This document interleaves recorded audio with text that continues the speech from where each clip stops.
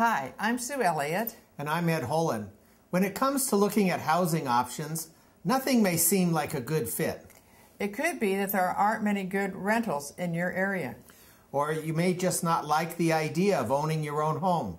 We thought it would be helpful to look at how some families are coming together to create innovative options for how more than one person can share a home. Life Enrichment Options, LEO, is a family-created nonprofit blending housing and services in a shared living situation. It's only one of many ways families have come together to blend support services to create a home for more than one person.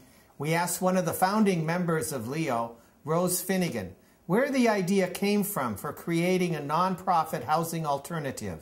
21 years ago, when my son graduated from high school, there was nothing for him. He'd received this wonderful special education program, but there was nothing for him to do after school.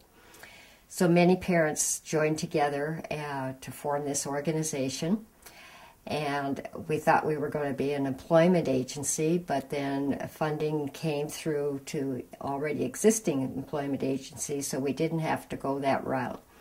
So we switched gears then and became more of an advocacy organization where we brought educational programs to parents and worked with the park and rec departments to see, getting recreational programs going for our young people. And then housing became a need that we could see had to be met. The families involved with LEO knew exactly what they wanted. We wanted our young people to be cared for in a loving, caring manner, just like their family homes were, and we felt the adult family home was the best model to have this achieved. We knew we wanted 4 things to be able to build a home. We needed a home that was debt-free, first of all. It had to be large enough for 5 residents. It had to be on a bus line, and it had to be downtown Issaquah. The families were able to raise money the old-fashioned way: bake sales, garage sales, and donations. Thanks to their fundraising, the families of LEO raised enough money to purchase the property. Then they had to figure out a way to build the home without going into debt. We put on a community forum, inviting dignitaries from the community as well as parents and builders. And this was to raise the awareness of the needs of people with developmental disabilities. Housing became a big topic at that forum. And there was a developer there who was very much impressed with this whole idea. He was from Polygon Northwest Company, and he decided he wanted to take this project on as their yearly donation to the community, and he built us this lovely home. There are all kinds of ways of raising money, as well as raising awareness of people with developmental disabilities. We have done 2 homes with private funding, and we're starting on our 3rd. The families of LEO decided the best way to provide services was to turn it into an adult family home. With 5 people being eligible for Medicaid personal care, each person has the support they need. Rose talked to us about the relationship between housing and services. LEO is the property owner and manager of these homes. We take care of the physical maintenance of the homes. The care provider holds the adult family home license.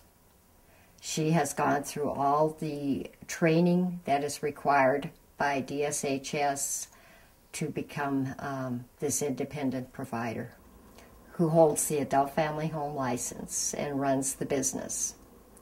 The care provider selects the residents from referrals from the LEO organization and DDD. The main criteria is compatibility of the residents. The care provider gets paid for their services from the state. In most adult family homes, the care provider either leases or owns the physical structure, and residents have little choice about their living environment. In the case of LEO, the nonprofit owns the home. The live-in care provider owns the adult family home license and pays rent to LEO for his or her own room. It's not the typical adult family home, but it's a good option for individuals and their families who want to have more control over their living situation. My advice to other families who want to do this same thing would be to contact United Way. They have free assistance on forming nonprofits. As they offer classes and they have volunteers to help people do this. It wouldn't be that hard to form the nonprofit. I also suggest that people connect with other families who have members with developmental disabilities. It is so important to create a community where our families can live, our young people can live life to the best of their abilities, where they have employment, recreation, and housing. Connecting with other families is a good way to find out what others have done to solve the housing piece of this puzzle. One of the best ways to connect with other families is through parent-to-parent and parent coalition organizations. Whether you're renting, buying, or uniting with other families to blend housing and services, it's important to plan early. Remember, if you need in-home services, such as Medicaid personal care, contact your DDD case manager for eligibility and assessment. Thank you for joining us in this three-part series on housing, brought to you by Informing Families Building Trust. To view the other episodes or obtain more information about all the resources mentioned in this series, visit www.informingfamilies.org.